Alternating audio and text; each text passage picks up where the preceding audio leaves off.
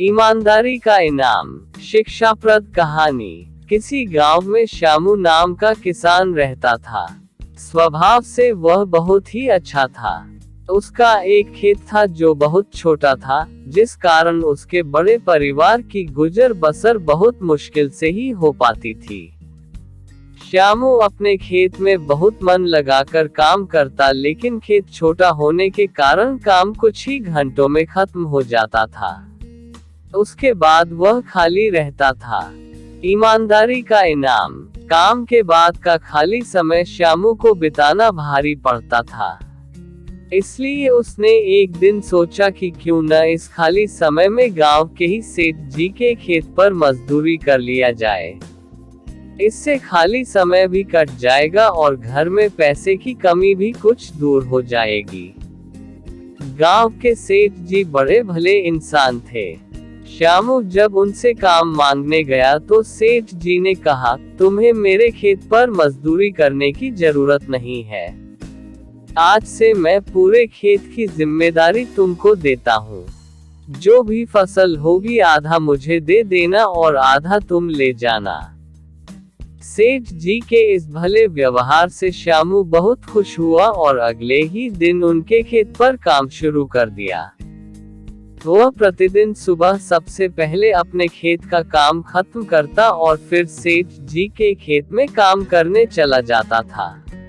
एक दिन दोपहर को जब श्यामू सेठ जी के खेत में हल चला रहा था, उसी वक्त उसका पैर किसी सख्त चीज से टकराया। जब उसने मिट्टी हटाकर देखा तो वहां पर मिट्टी से बना एक छोटा मटका था, जिसके ऊपर लाल कपड़ा बंधा हुआ था।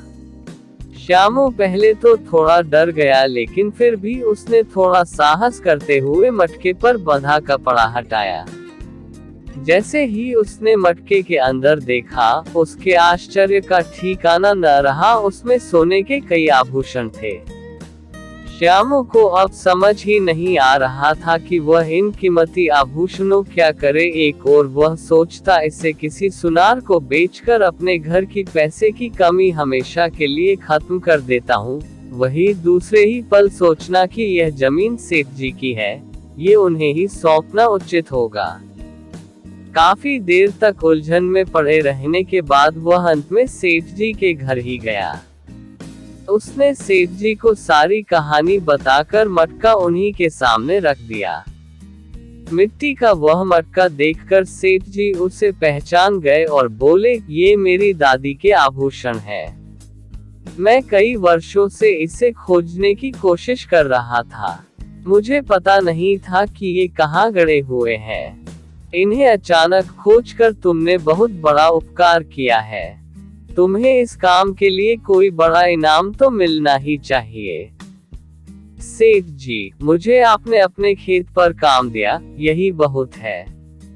अब मुझे कोई इनाम नहीं चाहिए। श्यामू ने सेठ जी से हाथ जोड़कर आग्रह किया।